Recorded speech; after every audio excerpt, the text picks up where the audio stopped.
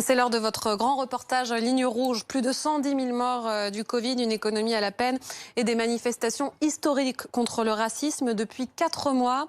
Les situations de crise se multiplient pour le président américain et sa façon très personnelle de gérer les problèmes n'a jamais été aussi critiquée. Pas de bon augure, diront certains, à 5 mois de la présidentielle. Trump, le printemps meurtrier, c'est une enquête signée Pauline Revenat, Cédric Fesch, Alexandre Funel et toutes les équipes de Ligne rouge. 5, 4, 3, 2, 1, 0. Ignition. C'est une première depuis 9 ans.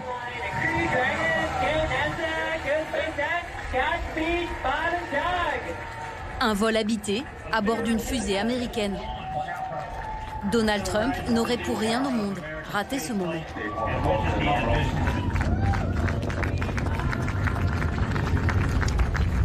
It's incredible. The technology, the power.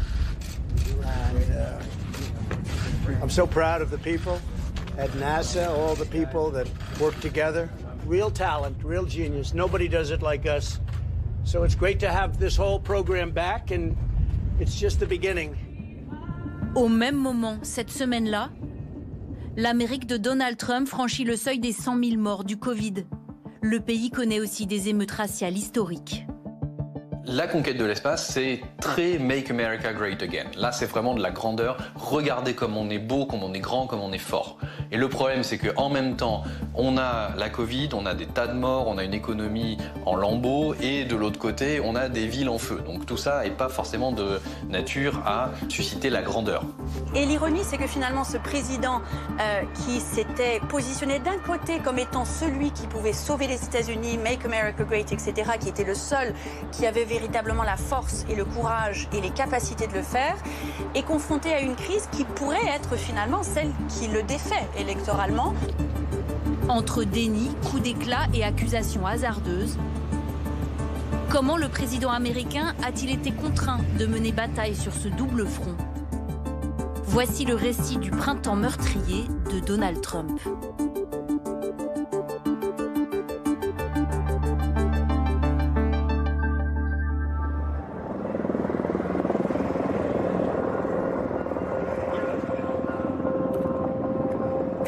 Le 21 janvier, le président américain atterrit à Davos, en Suisse, où se tient le Forum économique mondial, qui réunit chaque année tous les décideurs de la planète. En Europe, à ce moment-là, aucun pays n'est encore officiellement touché par le virus. Mais aux États-Unis, le premier cas Covid est annoncé le même jour par les autorités fédérales. Et dans une interview accordée en marge du sommet, Donald Trump ne voit pas de quoi s'inquiéter. Tout est entièrement sous contrôle. C'est une personne qui vient de Chine et nous avons la situation en main. Tout va bien se passer. 2 jours plus tard, de retour aux États-Unis, Donald Trump est alerté. La ville chinoise de Wuhan, 11 millions d'habitants, vient alors d'être confinée. Il y a d'abord une alerte du renseignement, tout simplement. Dans son briefing quotidien, qui lui est fait par une officier de la CIA, il est informé le 23 janvier, autour du 23 janvier, qu'il y a un virus. Mais aujourd'hui, Donald Trump dit que sa briefeuse avait comparé ce virus au SRAS de 2003, donc que ce n'était pas si grave et qu'il n'y avait pas à s'en faire. Fort d'un bilan économique flatteur, le président sillonne le pays en vue de sa réélection en novembre prochain. Ici, lors des primaires dans le New Hampshire, Donald Trump semble toujours prendre le problème à la légère. The virus. They're working hard. Looks like by April, you know, in theory, when it gets a little warmer, it miraculously goes away. I hope that's true. Il s'apprêtait pour lui à être réélu triomphalement avec une économie florissante. Et il se dit, j'ai quelque chose, un événement qui potentiellement peut tout mettre par terre. Donc il réagit par le déni en disant, eh bien, ce virus est un virus qui ne portera pas, qui ne sera pas important. Le Covid-19, un virus que Donald Trump compare à la grippe saisonnière, chiffre à l'appui. Sur son compte Twitter, suivi par 81 millions d'abonnés, il écrit: L'an dernier, 37 000 Américains sont morts de la grippe. En moyenne, la grippe fait entre 27 000 et 70 000 morts par an. Et on ne ferme pas le pays pour autant. La vie et l'économie continuent. À ce jour, il n'y a aux États-Unis que 546 cas confirmés de coronavirus et 22 morts. Pensez à cela. Le lendemain, depuis le Capitole, le président américain appelle au calme. And it hit the world. And we're prepared and we're doing a great job with it. And it will go away, just stay calm. Le déni dure très longtemps, jusqu'à au moins début mars, parce qu'il est animé d'une méfiance instinctive, viscérale envers les experts. Les experts, pour lui, il ne faut pas les écouter. Ce sont ces élites qu'il vomit, il n'y a pas d'autre mot, qui croient tout savoir. Et lui, opposé, il n'a pas arrêté d'y faire référence, son instinct, ce qu'il ressentait. Mais Donald Trump va changer d'avis. La bascule va s'opérer ici, en Floride, dans son club privé de Mar-a-Lago, lors d'une soirée le 7 mars dernier.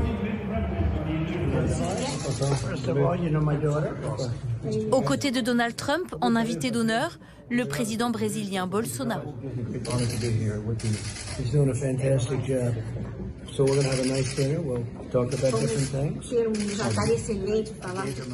Juste derrière Donald Trump, le chef du service de presse de Bolsonaro, qui sera testé positif au Covid la semaine suivante. Ce qu'on sait de cette soirée, c'est qu'il y a eu des contaminations, puisque ça a complètement touché la délégation brésilienne du président Bolsonaro. Et ça signalait surtout que début mars, à la Maison-Blanche, on ne prenait pas du tout de précautions. On a des photos où on est côte à côte, où on n'a vraiment évidemment aucun masque. On n'avait pas du tout pris la mesure de l'alerte sanitaire. L'alerte va venir d'un journaliste de Fox News, Tucker Carlson, qui pendant la soirée s'entretient en aparté avec le président américain. Tucker Carlson, journaliste très aiguisé de Fox News, voyant un petit peu la manière dont Donald Trump prenait avec beaucoup de désinvolture le virus, eh bien, il décide véritablement de rentrer un peu dans le lard du président américain, de lui dire ce qu'il pense. Ça dure 2 heures et il explique au président américain combien ce virus est important et combien il lui faut prendre en compte la dangerosité du virus. Tucker Carlson a véritablement joué son rôle de lanceur d'alerte auprès du président américain. Que se sont-ils dit exactement? Nul ne peut l'affirmer. Mais 6 jours plus tard, Donald Trump décrète l'état d'urgence sanitaire national. To unleash the full power of the federal government in this effort today, I am officially declaring a national emergency. 2 very big words. Ça en fait le leader occidental le plus lent face au virus. Et pourtant, il avait l'avantage de la géographie. C'est un virus qui part de l'Est, de la Chine, et qui arrive aux États-Unis, à l'Ouest. C'est le leader qui aurait dû être le mieux préparé, et c'est celui qui n'a pas su préparer l'Amérique à l'arrivée du virus. Et là, à partir de mi-mars, on ne peut plus raconter une histoire, c'est une petite grippette, c'est une petite épidémie. Il faut se coller aux faits. Donc il a été contraint par les faits, et tout le défi pour lui ensuite, ça a été de reconstruire un récit qui prenait en compte la gravité, mais tout en l'exonérant de responsabilité, tout en pouvant se défausser de responsabilité. La pandémie se propage sur le territoire américain. Donald Trump ferme les frontières, débloque 50 milliards de dollars et, comme il en a l'habitude, désigne un bouc émissaire. Ce sera la Chine. Ça commence par un détail sur un discours présidentiel. Le terme corona est raturé à la main. Donald Trump va préférer Chinese virus, le virus chinois. And we continue our relentless effort to defeat the Chinese virus. 3 jours plus tard, Donald Trump va être obligé de se justifier sur l'utilisation de cette expression. Why do you keep calling this the Chinese virus? There are reports of dozens of incidents of bias against Chinese Americans in this country. Why do you keep using this? A lot of people say it's racist. It's not racist at all, no, not at all. It comes from China. Tenant désormais Pékin pour responsable de la propagation du virus dans le monde entier, Donald Trump accuse aussi l'Organisation mondiale de la santé de faire le jeu des Chinois. And my question is, have you seen anything at this point that gives you a high degree of confidence that the Wuhan Institute of Virology was the origin of this virus? Yes, I have. Yes, I have. And I think that the World Health Organization should be ashamed of themselves because they're like the public relations agency for China. Le Covid-19, c'est un moyen pour Donald Trump de déployer sa guerre froide contre la Chine. C'est une guerre froide sanitaire contre la Chine. C'est la stratégie du bouc émissaire. Ce n'est pas moi qui ai pris du temps à réagir contre le coronavirus. Ce sont les Chinois et l'OMS qui ne m'ont pas prévenu. The President of the United States and our Commander-in-Chief, President Donald Trump. Confronté à la gravité de la situation, le président américain enfile son costume de chef de guerre.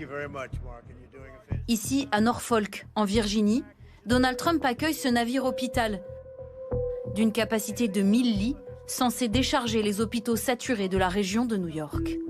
This great ship behind me is a 70,000-ton message of hope and solidarity to the incredible people of New York.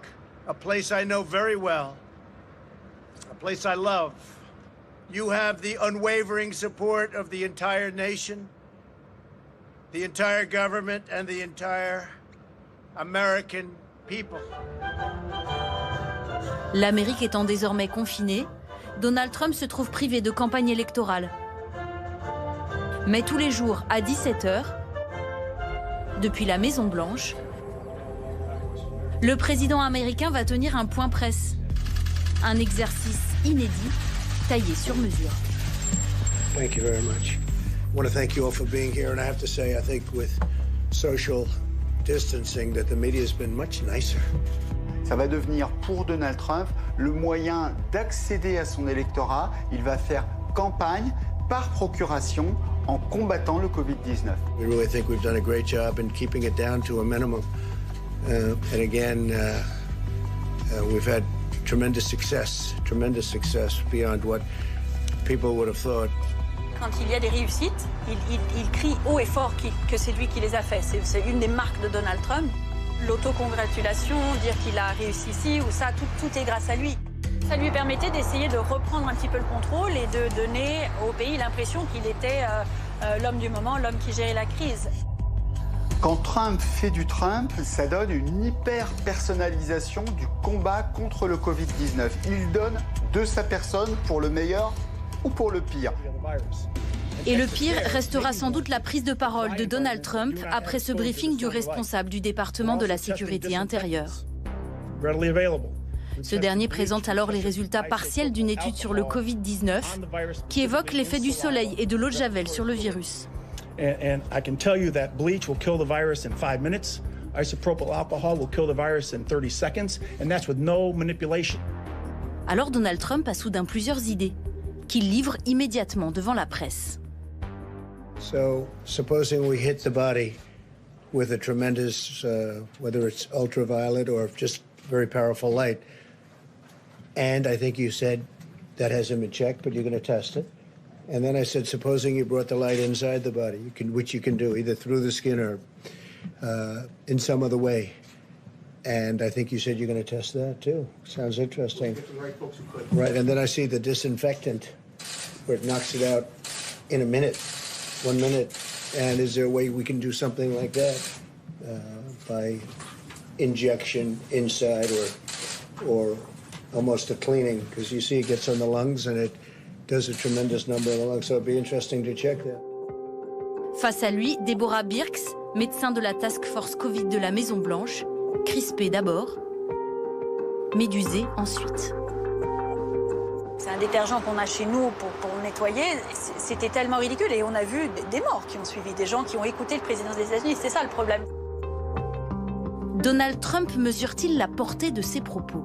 En tout cas, il fait régulièrement la promotion de l'hydroxychloroquine, un traitement controversé.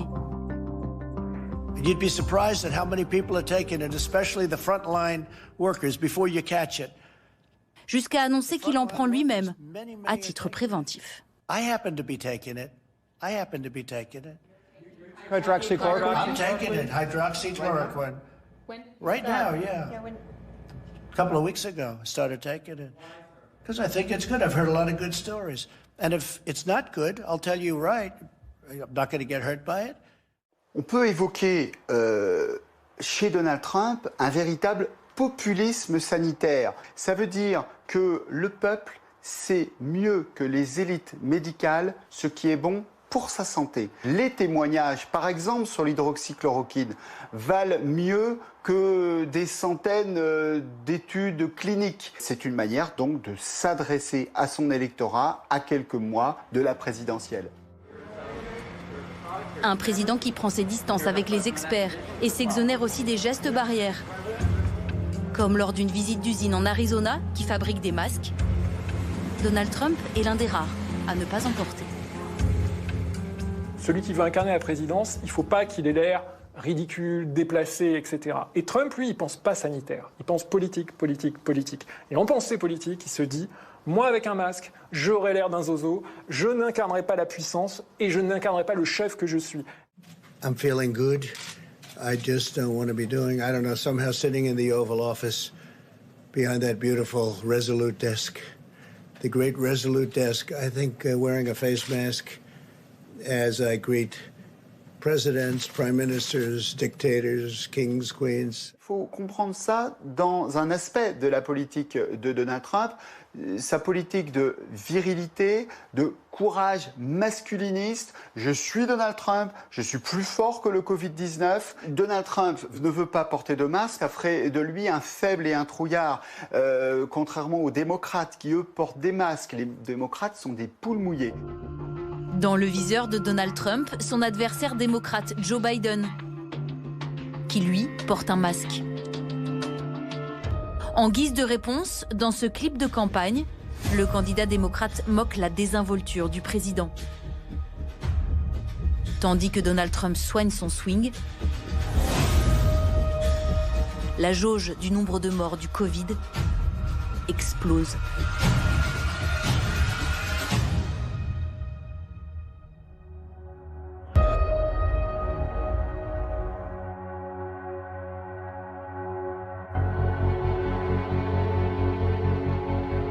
Alors que l'Amérique enterre ses morts, comme ici, dans cette fosse commune d'Art Island, une île de New York, le président semble regarder ailleurs, comme s'il ne voulait pas être confronté à la réalité des chiffres.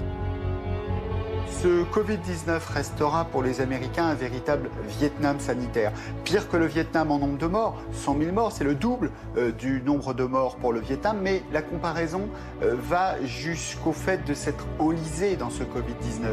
C'était aussi un moment où une certaine empathie était nécessaire, ou attendue en tout cas. Et il n'en a pas eu, du tout. On n'en a pas vu. On a vu, à la place de l'empathie, on a vu plutôt une colère grandissante à l'encontre des experts, des médias, de tous ceux qui reflétait finalement la vérité, qui était que ce président a mal géré cette crise. Au cours de ce printemps meurtrier, une autre crise majeure va pousser encore un peu plus loin le président américain dans ses retranchements.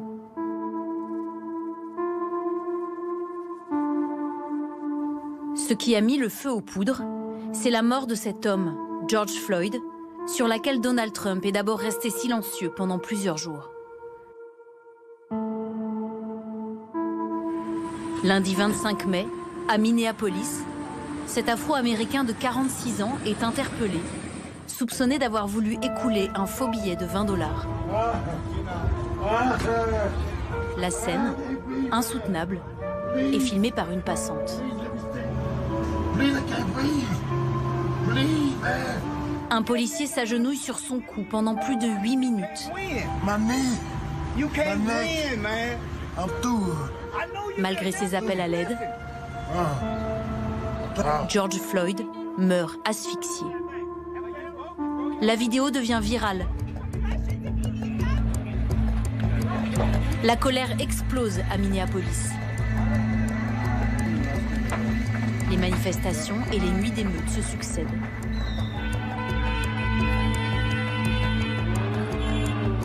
Au bout de 3 jours, Donald Trump finit par répondre à une question sur le sujet. Spoken to the family of George Floyd yet? No, I haven't, but I feel very, very badly. It's a very shocking sight. Do you think those police officers should be prosecuted? I'm not going to make any comment right now. I can tell you, I think what I saw was not good, was not good, very bad. Anybody else? Quelques mots de compassion, du bout des lèvres, avant de souffler sur les braises. Le lendemain matin, sur Twitter, il menace les émeutiers avec cette expression qui rappelle de douloureux souvenirs. Quand les pillages commencent, les balles commencent à fuser. Une référence à l'époque de la ségrégation. C'est un chef de la police de Miami en 1967 qui utilise cette expression et c'est pas anodin. Ce chef de la police, Murkey, était quelqu'un qui est déjà renommé pour être raciste. Reprendre cette phrase de la même façon, avec les mêmes mots, c'est soit de la part de Donald Trump une ignorance énorme, alors que tout le monde connaît cette histoire aux États-Unis, soit si on pense qu'il est un petit peu cultivé, c'est emprunter les mêmes pas, et à ce moment-là, c'est assez grave. Car justement, le meurtre de George Floyd a ravivé la fracture raciale. Les manifestants dénoncent les brutalités policières contre les Noirs. Les tensions s'étendent dans tout le pays. 40 villes vont imposer un couvre-feu. En fin de semaine, alors que plusieurs centaines de personnes se rassemblent devant la Maison-Blanche, Donald Trump est évacué, par précaution, dans le bunker de la résidence présidentielle. C'est la procédure. Il n'a pas le choix. Mais il minimise l'événement, quitte à réécrire l'histoire.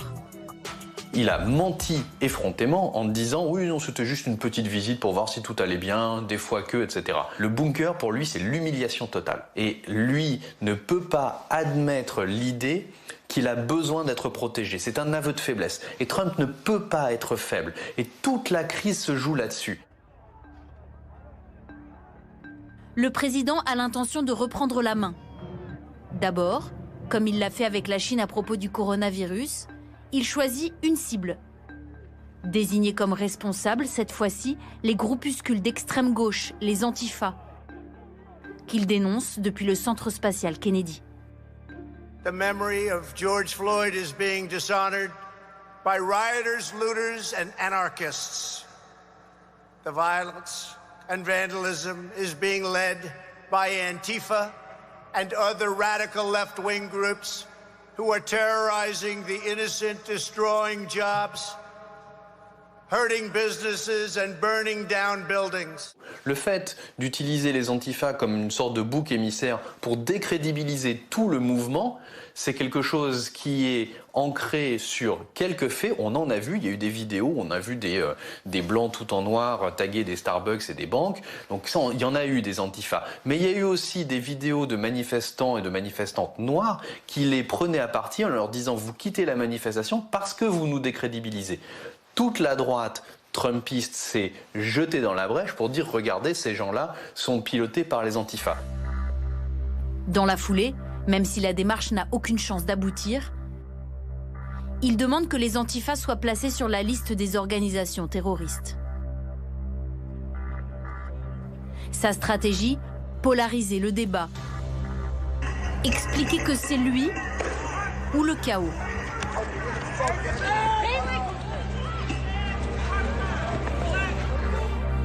Dans cette conversation téléphonique que s'est procurée CNN, il sermonne les gouverneurs des États sur le maintien de l'ordre.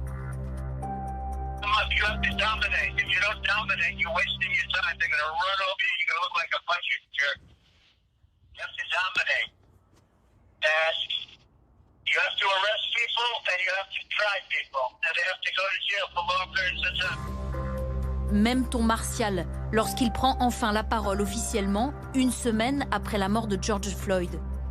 Lundi 1er juin, Donald Trump s'exprime depuis les jardins de la Maison-Blanche.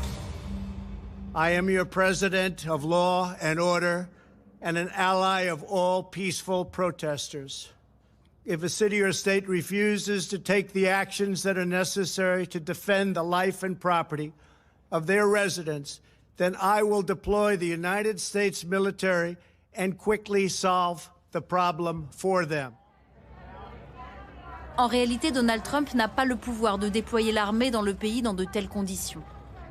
L'envoi de l'armée sur le sol américain ne peut se faire que sous l'ordre des gouverneurs. Donc Trump ne peut pas le faire, il menace de le faire parce que ses électeurs finalement ne le savent pas forcément, et donc il est toujours dans la projection de la force et de la puissance. C'est en fait une posture plus qu'autre chose.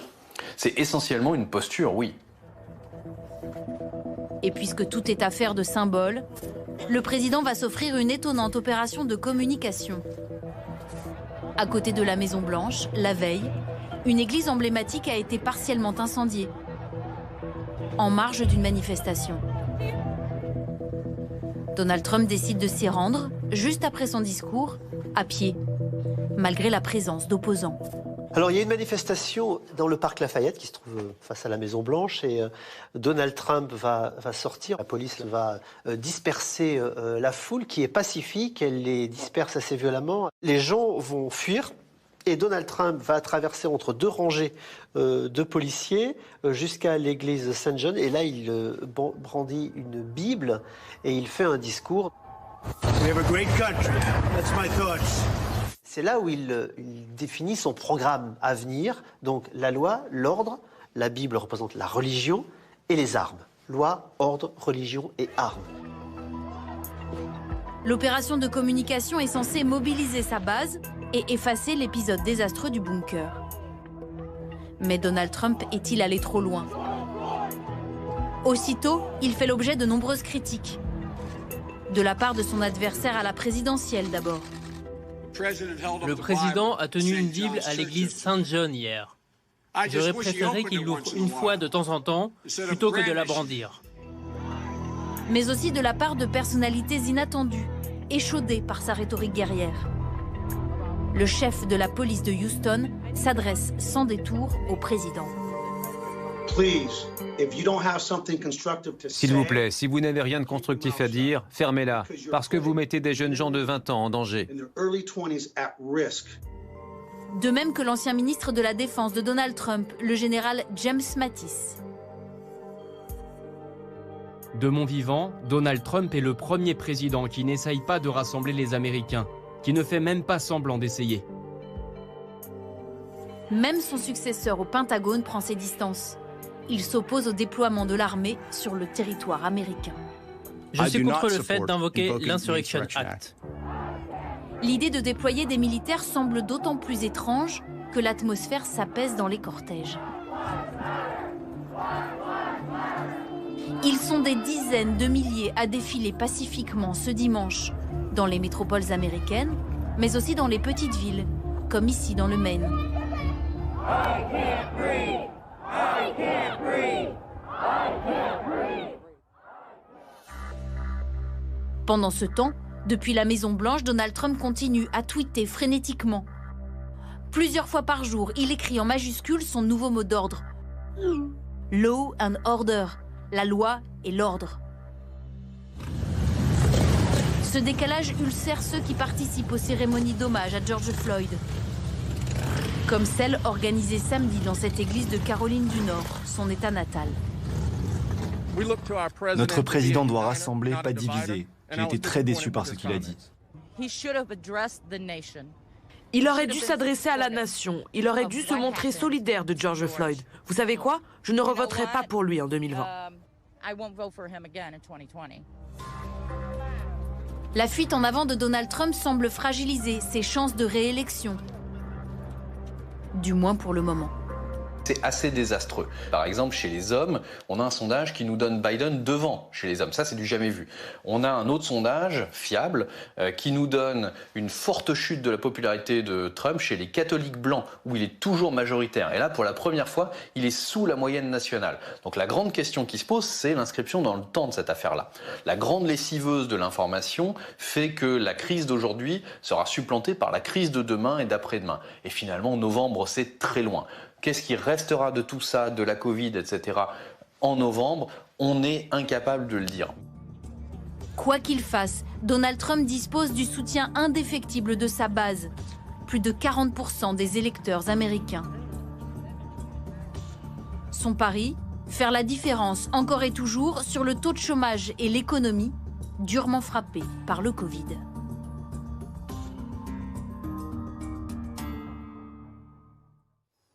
On continue à en parler avec Jean-Bernard Cadier en direct de Houston, avec François Durper, notre consultant États-Unis, et avec Gérard Haraud. Bonsoir, vous êtes ancien ambassadeur de la France aux États-Unis. Première question, et je vais vous la poser à tous les trois. D'abord à François Durper. Qu'est-ce qu'on a appris de Donald Trump après ces deux crises successives ? 3 choses sur son leadership, 3 choses qu'il n'a pas et que tous les présidents qui l'ont précédé avaient. La première, c'est le sens de la compassion. Tous les présidents savent que dans des moments de crise, eh bien, il faut avoir des mots. Alors des mots pour George Floyd, pour sa famille. Certes, il les a appelés. Des mots pendant le Covid-19, mais on a bien vu, lui dit non, moi j'ai un masque. Il y a toujours ce virilisme de la politique. Deuxième chose, l'absence de mea culpa. À aucun moment, Donald Trump ne dit j'ai fait quelque chose de mal. Et ça, c'est très fréquent chez les présidents américains. Les présidents américains disent souvent ça n'a pas été bien fait, donc on va faire mieux. Et je m'excuse auprès du peuple américain. Ça, il ne le fait jamais, à aucun moment. Et la troisième chose, c'est le sens de l'unité du peuple américain. Ça s'appelle, ce pays, les États-Unis d'Amérique. Donc, attaque ad nominem pendant une crise absolument dramatique. On peut penser notamment à ces passes d'armes avec Andrew Cuomo. Et c'est bien pour ça, le gouverneur de New York, et c'est pour ça que Jim Mattis n'est pas un gauchiste, ce n'est pas non plus un militant pro-black, c'est un général 4 étoiles. Et Jim Mattis dit, je n'ai jamais vu de président ne pas avoir à ce point le sens de l'unité. Et ce n'est pas, encore une fois, un démocrate, Jim Mattis. Donc plusieurs militaires ont suivi Jim Mattis dans ces propos-là. Et c'est pour ça que peut-être que ces deux crises ont entraîné de la part de certains républicains une vraie interrogation sur le leadership de leur président. Il ne fait même pas semblant d'essayer de rassembler, c'est ce que dit Mattis. C'est ce qu'on retient de Donald Trump pendant ces crises, Jean-Bernard Cadier ?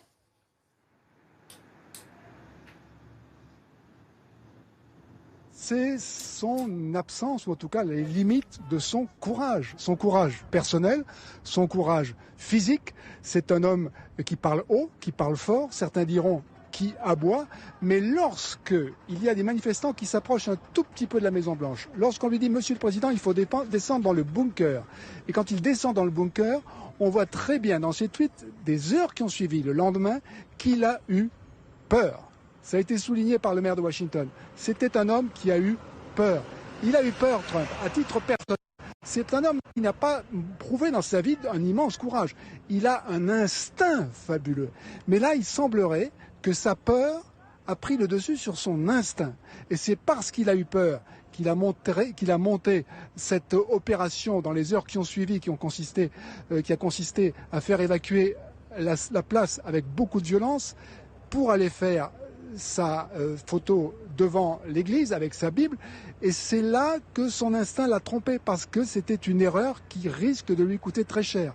Parce qu'à ce moment-là, il s'est mis à dos l'armée, les militaires, François l'a rappelé, les plus grands militaires les plus respectés des États-Unis, y compris ceux qui ont travaillé avec lui pendant des années, sont en train de le lâcher. Il s'est mis à dos les religieux, les autorités religieuses, qui n'ont pas apprécié du tout qu'il utilise la Bible comme un accessoire à des fins politique. Si on ajoute que pendant la semaine, il a aussi perdu le soutien de la NFL. Ça vous paraît un détail, mais la NFL, c'est le football américain. Ici, au Texas en particulier, c'est très important. Si on enlève le football américain, les militaires et les autorités religieuses, il ne reste pas beaucoup de soutien pour un président républicain. Il a commis une erreur, il est en train de le réaliser, et il espère que les bons chiffres du chômage sont annonciateurs d'une reprise rapide de l'économie. C'est sa seule chance de s'en sortir. En effet, il y a eu un reflux du chômage, on va en parler. Gérard Haraud, vous êtes ancien ambassadeur de la France aux États-Unis. Est-ce que vous aussi, vous avez l'impression qu'aujourd'hui, Donald Trump est sur la défensive ? Oui, vous savez, d'abord, la manière dont il s'est comporté n'est pas une surprise. Ça fait 3 ans qu'il se comporte ainsi. Nous savons parfaitement que c'est un narcissique pathologique qui est incapable de d'éprouver de la compassion pour les autres, qui est incapable de reconnaître des erreurs. C'est sa caractéristique. Mais il a aussi, comme cela vient de dire, il a un extraordinaire instinct. Et en général, il faut toujours se méfier. Il sait comment rebondir. Et donc, comme il a été dit également, l'élection, c'est dans 5 mois. 5 mois, c'est une éternité. Regardez ce qui s'est passé pendant les 3 derniers. Donc, vous imaginez ce qui peut se passer pendant 5 mois. Par exemple, est-ce que si les troubles se poursuivent, si on a des incidents pendant tout le long de l'été, qu'est-ce qui se passera au mois de novembre? Est-ce qu'il n'y aura pas un parti de la peur qui votera pour lui? Quand on parle, vous savez, de ces généraux, quand on parle de l'establishment républicain, moi, vous savez, quand j'étais à Washington, je ne connais pas un républicain qui ait voté pour Trump. C'est l'establishment qui ne peut pas supporter Trump. Trump, c'est le dirigeant populiste, il vient d'ailleurs. Donc je ne surestimerai pas les conséquences de ce qui se passe aujourd'hui. C'est un moment d'émotion. Mais de nouveau, cela a été également dit, à la grande lessiveuse de l'information, qu'est-ce qui se passera? Si on voit des policiers attaqués pendant tout l'été, qu'est-ce qui se passera? Si on voit des millions d'emplois qui sont recréés, et pour moi c'est ça l'essentiel. L'essentiel, ce sera l'économie. Où sera l'économie le 3 novembre sera absolument déterminant pour le résultat de l'élection. Enfin, dernier point, il est quand même difficile aussi de ne pas voir que Biden est relativement absent. Biden nous fait des déclarations sentimentales, mais il ne mène pas une campagne, il ne suscite pas l'enthousiasme des manifestants. On n'entend pas les manifestants crier Biden à la Maison-Blanche. Oui, c'est son adversaire démocrate. Est-ce aussi sûr que Donald Trump est en train de subir cette crise? Vous-même, vous parlez de la tactique de l'huile sur le feu. Ce qu'il est en train de faire en parlant de la loi et l'ordre, c'est de parler directement à son électorat, le parti de la peur, comme vous l'appelez. Oui, exactement. Je ne sais pas s'il le fait. Il le fait à la fois par personnalité, parce qu'il n'est qu'instinct, hein, cela a été dit. Son intelligence, c'est son instinct. Donc il le fait par personnalité, mais il sent bien autour de lui, on lui a sans doute dit que c'était la seule manière de s'en sortir. Donc c'est toujours appelé à la mobilisation de son électorat. L'électorat qui lui reste très fidèle. Et ça, c'est aussi un élément important. Il a derrière lui entre 35 et 40% des Américains qui lui sont profondément fidèles. Ça va se jouer sur l'économie, c'est ce que vous avez dit tout à l'heure, Gérard Haraud. Et c'est vrai qu'on disait que c'était la pire crise économique depuis les années 30. Et pourtant, il y a eu cette annonce il y a quelques jours, François Durper, qui a quand même surpris tout le monde, un reflux du chômage aux États-Unis. Est-ce qu'on arrive à l'expliquer? Qu'est-ce que ça veut dire? Oui, beaucoup d'économistes pensaient que les chiffres du chômage allaient être catastrophiques et pensaient qu'on aurait 8 millions de chômeurs en plus par rapport aux 22 millions qu'on avait déjà. Et en fait, surprise, il y a eu 2 500 000 emplois créés. La souplesse de l'économie américaine, les mesures aussi mises en place à la fois par le Congrès et par Donald Trump, baisse de taxes, il va continuer à approfondir ces mesures. Et donc ça veut dire 2 500 000 emplois. Et Donald Trump, évidemment, les vend très bien en disant il dit c'est une fusée économique. Il a appelé ça Recovery Summer, l'été de la reconquête. Et il a promis un septembre spectaculaire pour l'économie. Et il le sait, et Gérard Haraud a raison de préciser, c'est dans 5 mois, une semaine c'est long en politique, et s'il a de bons résultats économiques, eh bien les Américains voteront pour lui. Deuxième point, effectivement, ça a été bien dit, il a du flair politique, Donald Trump. Il a du flair politique, mais il n'a pas eu de fonction élective, donc il n'a pas de connaissances politiques. Par exemple, sur l'armée, les gens se disent pourquoi l'armée a refusé, on voit bien très massivement, c'est Mark Esper quand même, sans parler de Jim Mattis qui a été viré par Donald Trump. On peut penser évidemment qu'il a peut-être des comptes à régler. Mais l'actuel secrétaire à la Défense, nous n'interviendrons pas. Vous savez que l'armée américaine, c'est 40% d'Afro-Américains. 40% d'Afro-Américains, c'est l'armée américaine.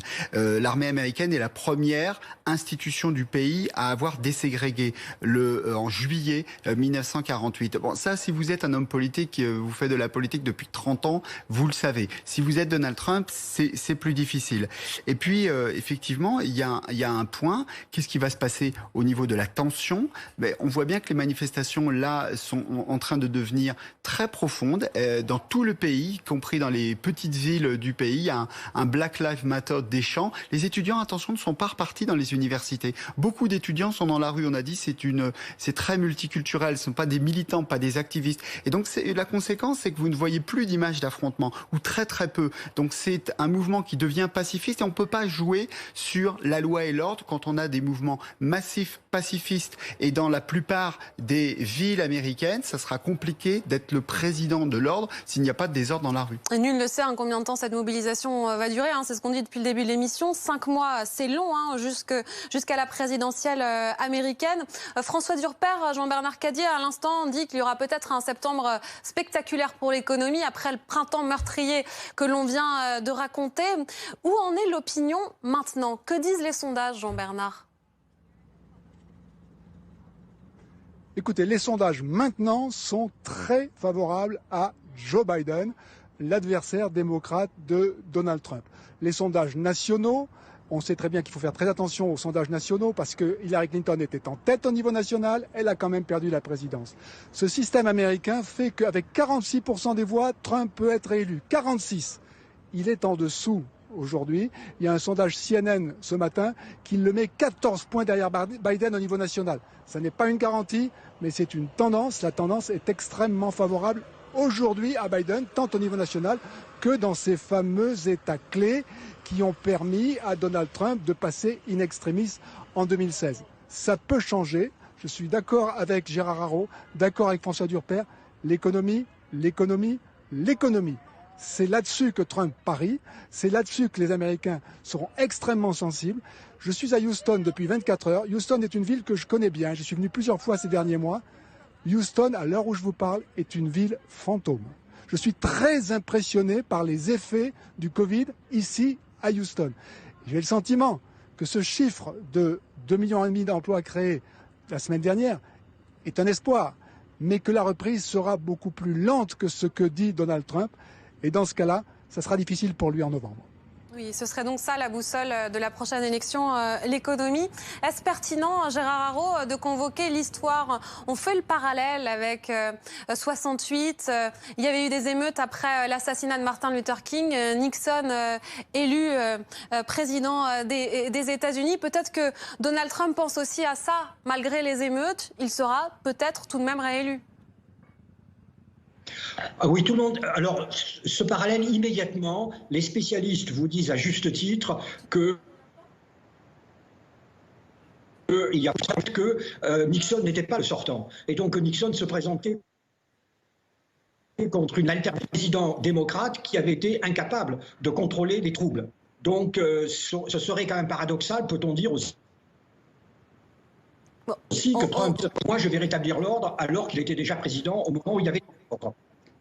On vous entend difficilement, la liaison est un peu compliquée. Non, désolé, on vous entend en accéléré, donc on comprend un peu la substance de ce que vous nous dites. Et François Durper va continuer. Ce que dit Gérard Haro, il a tout à fait raison. Il y a une réélection dans un cas et une élection dans un autre. Oui, il n'est pas candidat de l'ordre. Il était candidat de l'ordre en 2016. C'était le thème de sa campagne, la loi et l'ordre.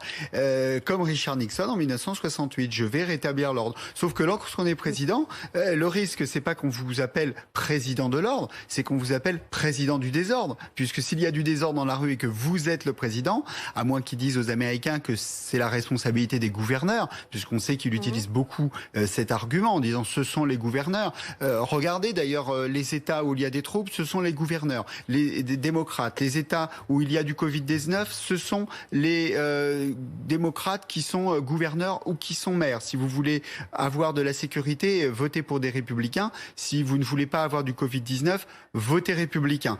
L'élection, elle se fera avec les indépendants, c'est-à-dire ceux qui ne sont ni républicains ni démocrates et qui sont sensibles à la situation, qui savent que le racisme est une réalité dans la société américaine, mais qui ne veulent pas non plus de désordre dans la rue.